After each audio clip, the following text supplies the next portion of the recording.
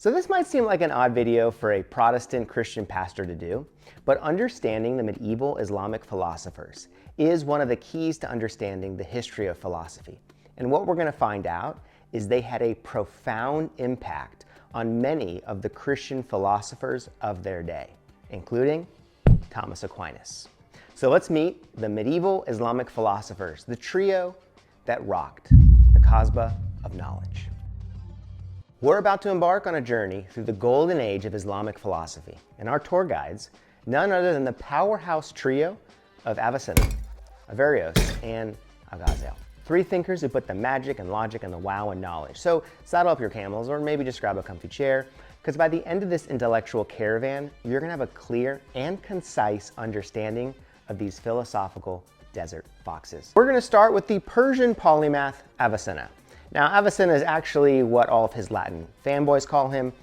His real name is far longer than that. And he was born in 980 near Bukhara in modern-day Uzbekistan. And he was the original boy wonder. Legend has it, by age 10, he had memorized the entire Quran. By 18, he had mastered all the known sciences of his time. He was like the Middle Ages version of a speed reader with a photographic memory. And young Avicenna, his life was marked by an insatiable thirst for knowledge. He studied everything from logic and metaphysics to medicine and astronomy. It's said that when he encountered a difficult problem in Aristotle's metaphysics, he read the book 40 times until he could recite it by memory. That's dedication. I don't even know what I had for breakfast this morning. Now, despite his intellectual prowess, Avicenna's life was far from smooth sailing. Political upheavals forced him to move from city to city, sometimes in secret. It's like he was the Jason Bourne of philosophy, always on the run, but never forgetting to pack his books. And speaking of books, he wrote a big one, the Canon of Medicine. Imagine writing a medical textbook so comprehensive it's used for 700 years. And that's exactly what Avicenna did with his Canons on Medicine. This mammoth work covered everything from the four humors to the importance of climate on health. It's like he wrote WebMD, Grey's Anatomy, and a lifestyle blog all rolled into one. Some of the key concepts first is experimental medicine.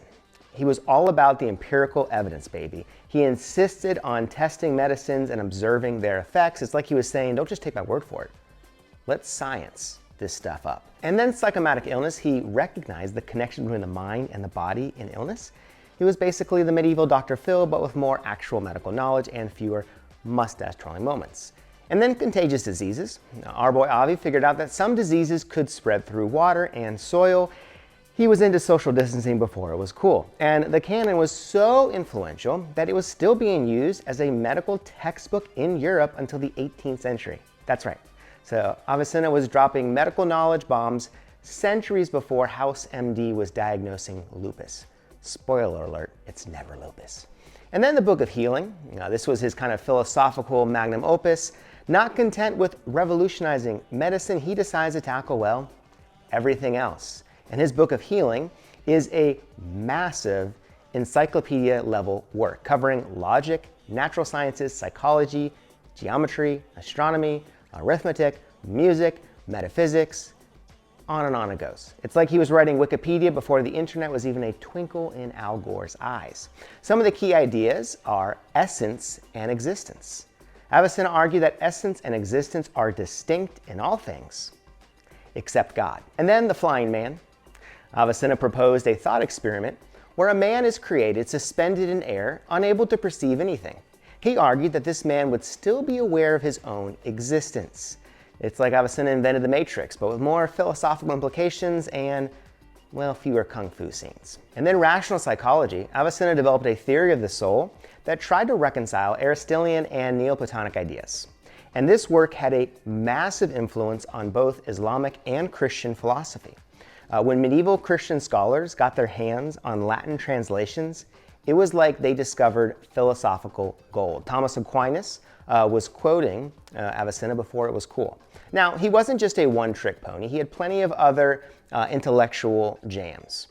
He had the Book of Salvation, which was a shorter version of the Book of Healing for those who preferred their philosophy in more bite-sized chunks. It's like he was kind of writing his own cliff notes. Then he had remarks and admonitions, His last major philosophical work dealing with logic, physics, and metaphysics. It's like he was saying, here are my final thoughts, guys. Don't mess this all up. And then he had numerous works on astronomy, alchemy, and even, why not, geology. The man was so prolific, it's a wonder he even found time to sleep. So who was this man behind the mind? Well, we often think of Avicenna as this serious, bearded sage. He had his moments of levity too. So here are some fun anecdotes. He was the party animal philosopher. Despite his scholarly reputation, he enjoyed the finer things in life. He once wrote, "I prefer a short life with width to a narrow one with length." He was the original YOLO philosopher. He was also the multitasking master. Legend has it that he could dictate entire chapters of his work while playing chess. And I can't even write a grocery list without checking my phone every 5 seconds. And then the poetic physician.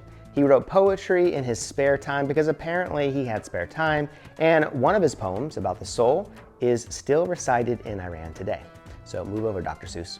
And then he was the diplomatic doctor. He served as an advisor to several rulers, proving that sometimes it does pay to be the smartest person in the room. So what is Avicenna's lasting impact? Well, his influence on philosophy, medicine, science, it's hard to overstate. He was the bridge between ancient Greek thought and the medieval Islamic and Christian worlds. His medical works shaped the practices of medicine for centuries, and his philosophical ideas, they're still debated today. In the Islamic world, Avicenna works became kind of the standard textbooks in schools across the Middle East and North Africa. In Europe, his Latin translation sparked a revival of Aristotelian thought, and in many ways we could say kick-started the Renaissance. But perhaps his greatest legacy is his demonstration that faith and reason, science and philosophy can coexist and even enhance each other. In a world that often sees these as opposing forces, he took a holistic approach to knowledge, and he still remains as relevant as ever. So, the next time you pop an aspirin or ponder the nature of existence, spare a thought for old Avi. He may have lived 1,000 years ago, but his ideas are still giving us intellectual headaches today. Next up, we have Averroes, who essentially was Islam's Aristotle. He's born in 1126 in Cordoba, Spain, and he also has a very long extended name, but he's known to his Latin groupies as Averroes. And he was the cool kid of Islamic philosophy, growing up in the intellectual hotspot of Cordoba. He had access to the best education money could buy. And it's like he was attending the Harvard of the medieval Islamic world, but with better weather and better food.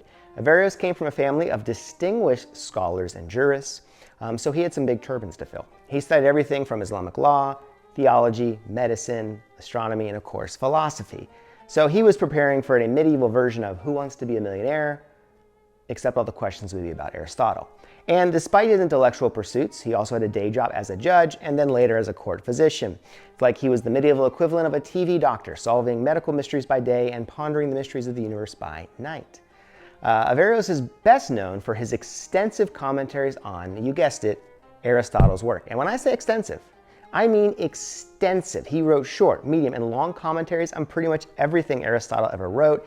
It's like he was writing fan fiction for philosophy nerds. And why was this such a big deal? Well, much of Aristotle's work had been lost to the Western world, and Averroes' commentaries helped reintroduce these ideas to Europe. It's like he was the philosophical equivalent of a lost and found office, returning Aristotle's thoughts to their rightful owners. Some of the key concepts, reconciling religion and philosophy. He argued that philosophy and religion were just two different paths to the same truth. It's like he's saying, chill out guys, we're all on the same team here.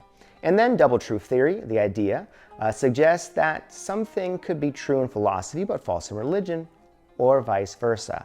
He's the original, it's complicated Facebook status. And then eternity of the world. He defended Aristotle's idea that the world was eternal, not created in time. And this did not go over well with some of his more orthodox contemporaries. It's like he was saying the universe is timeless, but my ideas are time bombs. And his commentaries were so influential that he became simply known as the commentator in medieval Europe. Imagine being so good at explaining something and someone else's ideas, you became famous for it. It's like being the world's greatest karaoke singer, but for philosophy. Yeah, I'm too good for a karaoke contest that makes stars out of people with no talent. And then on the harmony of religion and philosophy, not content with just commenting on Aristotle's work, he decides to tackle the big question, can philosophy and religion coexist? And his answer in On the Harmony of Religion and Philosophy was a resounding yes, and let me show you how. Some of the key ideas first were levels of interpretation. He argued that religious texts could be interpreted at different levels, depending on the intellectual capacity of the reader. And then the obligation to philosophize. Here, Averroes claimed that Islam actually required believers to use reason and logic to understand God and the world. It's like he was telling people, God gave you a brain, use it. And then allegorical interpretation. When religious work and demonstrative truth seemed to contradict, he advocated for an allegorical interpretation of the religious text. It's like he was the original "it's a metaphor" guy. And this work was controversial in its own time, but it laid the groundwork for later attempts to reconcile faith and reason in both Islamic and Christian thought. It's like Averroes was the couples counselor for religion and philosophy. Now, Averroes wasn't just an Aristotelian fanboy. He had other intellectual bangers too. He had the incoherence of the incoherence. It's a point-by-point refutation of Al-Ghazali's attack on philosophy. He also had Generalities, a medical encyclopedia that was widely used in Europe, because apparently being a philosophical superstar wasn't enough. And then he has numerous works on Islamic law and theology, so the man was prolific. And while we often think of Averroes as this serious, bearded sage poring over Aristotelian texts, he had his moments of humanity too. Here are some fun anecdotes. He was the philosophical pack rat. He was known for his extensive personal library. Legend has it the only nights he didn't read were the nights of his wedding and his father's death. He was like the original Netflix and chill, but with books. And then he was the exiled thinker. Later in life, he fell out of favor with the rulers of the time and was briefly exiled. His books were burned, but his ideas couldn't be extinguished. It's like trying to delete something from the internet. Once it's out there, oh, it's out there. And then the modest maestro, despite his fame, he was known for his modesty. He once said, "The goodness of man consists in him being fully occupied with human perfection." It's like he was the original stay humble meme. And he was the astronomical artist. He had a keen insight in astronomy and even spotted sunspots centuries before Galileo.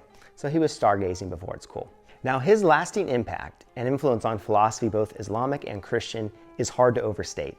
In the Islamic world, he represented the high watermark of rational philosophy before it was eclipsed by more mystical and traditional approaches. In Europe, Averroes' ideas sparked a movement known as Latin Averroism, which emphasized the autonomy of philosophy from theology. And of course, this did not sit well with the church authorities, leading to some heated debates and even condemnations. And Averroes' attempts to reconcile faith and reason, religion and philosophy is still relevant today. In a world that is often torn between secularism and religious fundamentalism, he offers a balanced approach of maybe a middle path. His defense of philosophy against those who saw it as a threat to religion is particularly poignant. It's like he was saying, you don't have to fear knowledge, you can embrace it. So the next time you're wrestling with a big philosophical question or trying to reconcile your beliefs with scientific facts, think of old Averroes. He may have lived 900 years ago, but his ideas are still helping us navigate the choppy waters of reason and faith today. And last but not least, we have Al-Ghazali, who put the gazelle in gazillion questions. Born in 1058 in Persia, or modern-day Iran, like the other two, he has a very long name, but his Latin fanboys just call him Al-Ghazali. And he was the comeback kid of Islamic philosophy. Growing up in a modest family, he was a studious lad with a knack for asking tough questions, and he asked a lot of them. It was like the medieval Persian version of the kid in class who's always going, but why, but why, but why?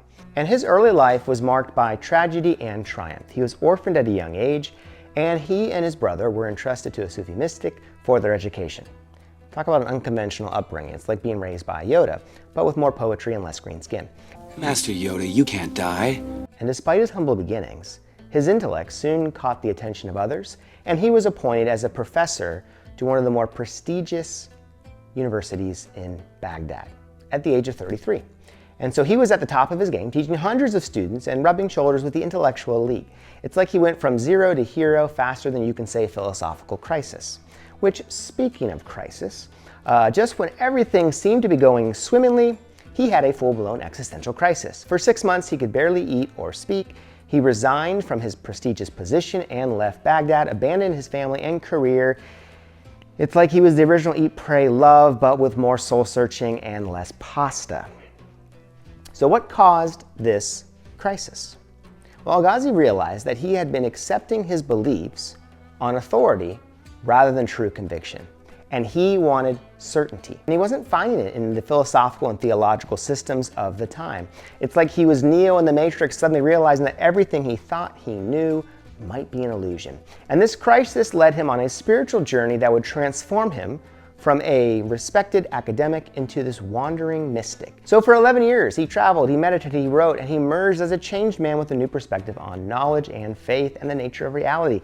It's like he went on a medieval gap year, but instead of finding himself on a beach in Bali, he found himself in the depths of mystical experience. And so after this spiritual transformation, he comes back swinging with his most famous work, The Incoherence of the Philosophers.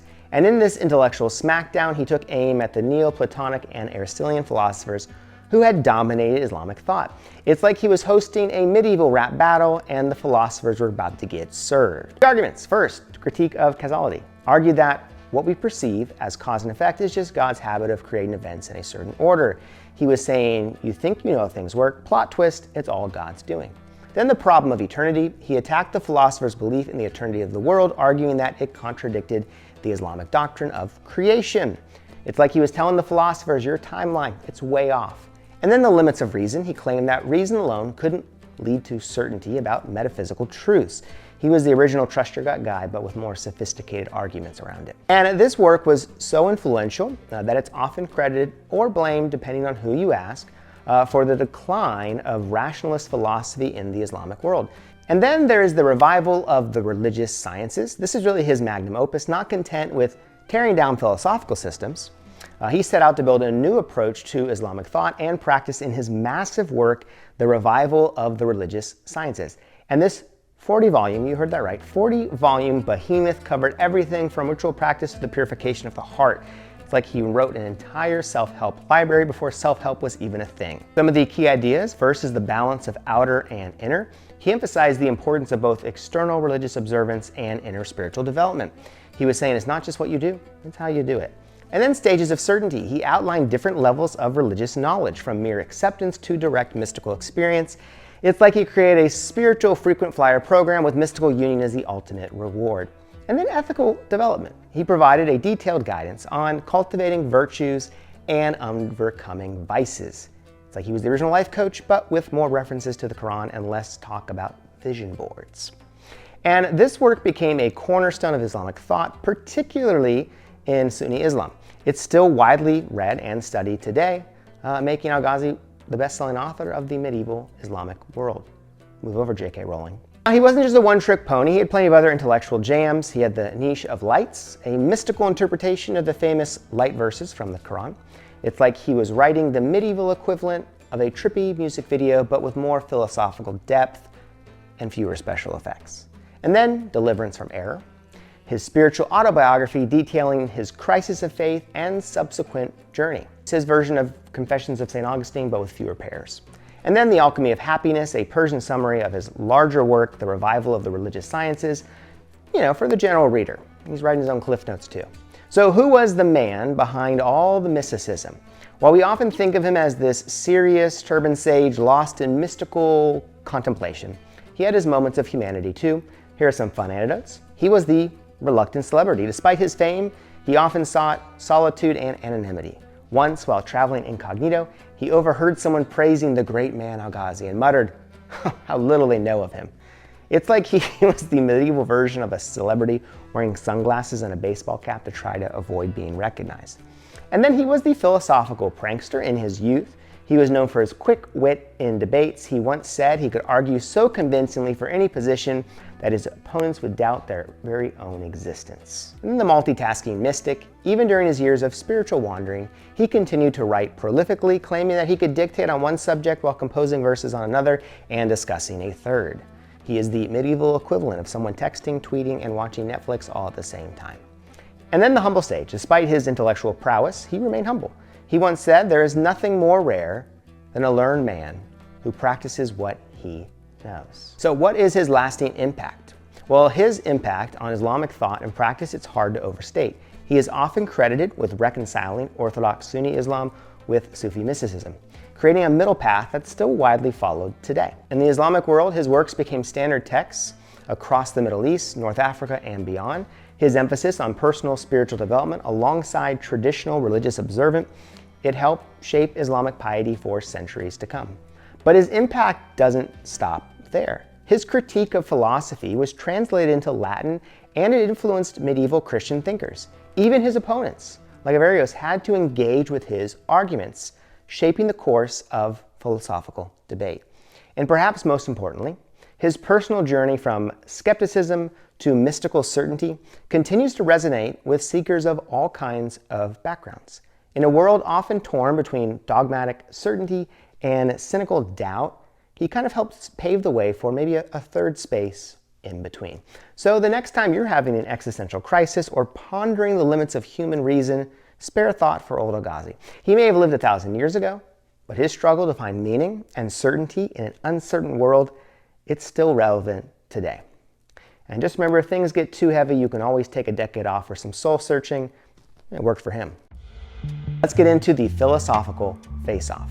So now that we've met our three philosophical musketeers, let's imagine them in a philosophical cage match. So in one corner, we have Avicenna, the Persian polymath, with a penchant for synthesizing Greek and Islamic thought. In another, Averroes, the Aristotelian ready to defend philosophy to the death. And in the third corner, we have Al-Ghazali, the skeptic armed with mystical insights and razor-sharp critiques.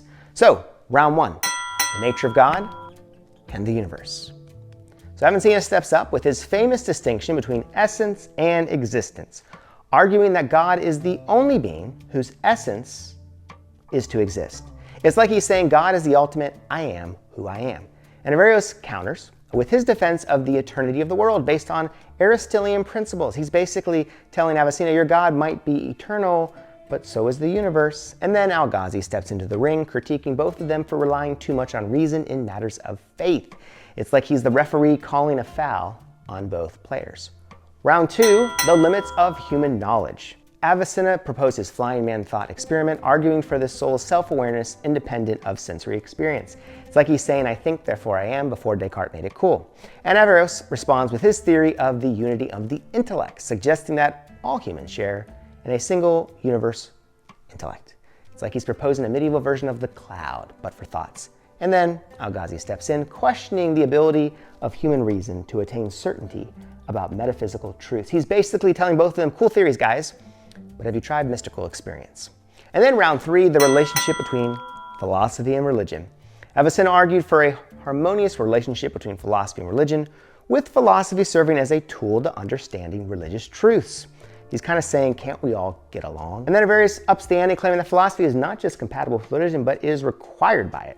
He's telling the religious authorities, read your own book, it says to use reason. And then Al-Ghazali throws a curveball, arguing that while philosophy has its uses, it can't reach the deepest truths of religion. He's like the spiritual guru, reminding everyone there are more things in heaven and earth, Horatio, than are dreamt out of your philosophy. In the end, there's no clear winner in this philosophical Royal Rumble. Each thinker contributed unique and lasting insights to the Islamic intellectual tradition and beyond. Avicenna's synthesis of Greek and Islamic thought, Averroes' vigorous defense of philosophy, and Al-Ghazali's critique of rationalism and turn to mysticism, they all played crucial roles in shaping medieval thought. Their debates echoed through the centuries, influencing not just Islamic philosophers, but also Christian scholasticism, Jewish thought, and even modern philosophy. It's like they started a philosophical conversation, and it's still going today.